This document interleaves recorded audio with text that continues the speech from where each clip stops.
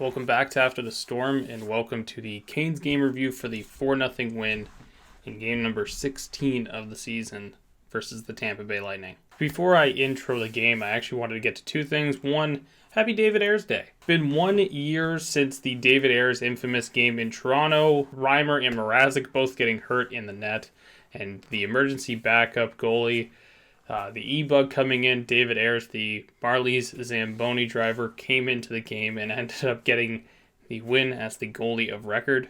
I'm pretty sure Tavares and Engvall scored in the game, and that was the reason why the game actually got put on to Ayres' record. Going back, trying to rethink about it, I'm not sure the E-Bug situation when it happened in Chicago actually was credited to him.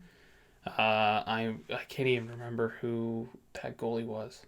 Anyways, not important, but happy David Ayres Day. The second one, I want to take some time and actually point out, if you're a Canes fan and you've been obviously watching the team this year, if you're watching this video, there's a good chance you've already seen it, but go take a look at the Chicago Wolves. A lot of Canes players, a lot of Canes prospects are down there. Ryan Suzuki, Seth Jarvis is among them. They are 7-0 on the year. They've scored 34 goals in those games, and I think they've only given up about 14 against. The other night when they played, it seemed like they just kept scoring goals. Like, it never ended. Every update was just like, oh, the Wolves scored again.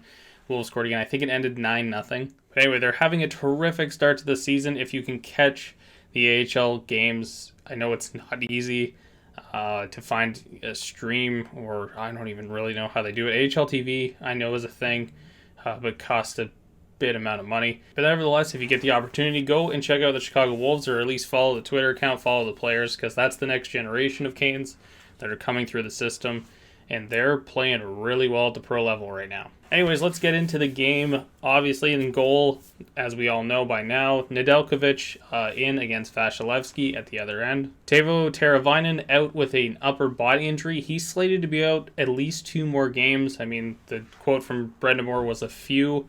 I'm going to take that to mean 3. He took a pretty big hit in the Chicago game, so it makes sense. He's probably a little bit banged up, and I talked about this at the beginning of the season. I've talked about it intermittently here and there, especially with Hayden Fleury being out of the lineup and coming back in recent games. Using the taxi squad and using the maximum amount of players during this season is going to be what really makes and breaks contender teams. So if you've got Teuvo Teravainen, he's got a bit of an injury, why not sit him?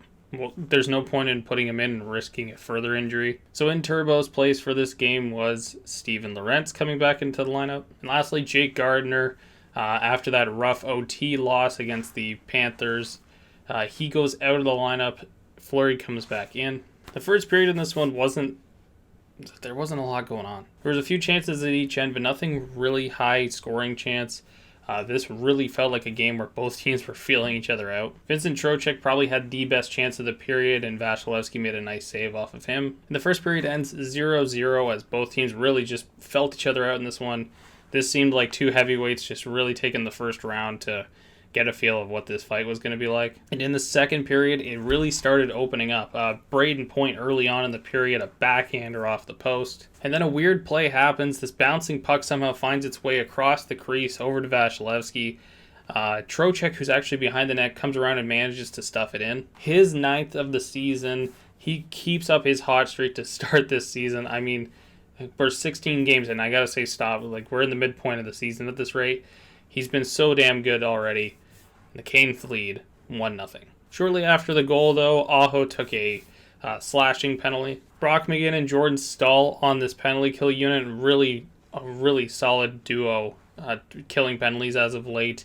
They actually had a great shorthanded chance. A couple more big chances for Carolina as this really opened up, and it seemed like Carolina really took over the game. Nino Niederreiter on a breakaway. Vasilevsky made a great stop on him. Dougie Hamilton walks in and hits the post. And on that play, there was this mad scramble. Somehow Vasilevsky managed to keep the puck out of the net. But towards the end of the second period, Sebastian Aho finds his way in, dangles, and roofs it top shelf on Andrei Vasilevsky, and the Canes lead 2-0 heading into the third. The third period kind of quietened down. The second was a lot of chaos. It really opened up, and then we seemed to tighten the game back up in the third. One of the biggest goals of the season so far is Cedric Paquette getting his first as a Carolina Hurricane off of a chance from the slot. It manages to just get underneath Vasilevsky's blocker side arm and the Canes lead 3-0. As I mentioned earlier, Carolina really controlled this period. Nedeljkovic, when he had to make saves, was making great stops. This was, of course, we're going to talk about the shutout, but this was his best performance as a Cane. One of my biggest issues with watching Ned so far this season, it seems like he has trouble tracking the puck. I'm sure that's just an adjustment from the AHL level to the NHL level, but in this one, he didn't seem like he had any issues right from the get-go. He was great in this one. There really wasn't anything else. The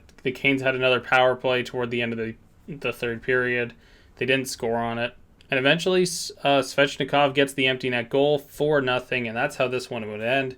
A 4-0 shutout victory. Alex Nedeljkovic's first shutout of his NHL career. Just a phenomenally strong game from the Canes in this one. It seems like every time they play Tampa Bay, they just come out ready to play. So that's 2 times they've played Tampa so far this season, and they've shut them out both times. And I think one little thing I want to touch on as this continues, when Peter Mrazek comes back, this is going to be really difficult to even put Alex Nedeljkovic back on the taxi squad. I firmly believe, I think Reimer's heading to the taxi squad. I should say that differently. Brendan Moore's probably not going to put Reimer on the taxi squad. Should he? Yeah, arguably. I think Reimer's been really weak. He had a really strong start. He keeps winning games, though. I don't understand how he keeps winning these games, because he has some really weak outings, and he manages to come out with a W. But I think the emergence of Alex Nedeljkovic has just been huge. It's just been awesome to see. It took him a really long time to get here, and it was definitely worth the wait. But anyways, guys, I don't have any tweets for this one. It was the weekend, so I got busy right after the game and didn't really stick around to look for some tweets. But I'm going to start recording these. Most of these I'm going to start recording on the night of, just because I want to be able to get these videos out a lot quicker than I am doing it right now. So hopefully with that, there'll be more tweets. Maybe I'll start putting tweets midway points during the game and talk about them a little bit more instead of saving them for the end. But nonetheless, no tweets for this one, guys. We are back at it with Tampa again, I believe, tonight, which is Monday the 22nd. Yes, we are. I just checked that. Hard to keep track of all this with all the games coming on. But yep, we're playing Tampa again, game number 17 of the season. Reimer getting the start in that one, so we'll see how that goes tonight. A big thank you for watching the video, guys. Hit like down below if you liked the video. And consider subscribing to the channel if you want more Canes content, or there's video game content around the channel as well. And as always, I will catch you guys on the next one.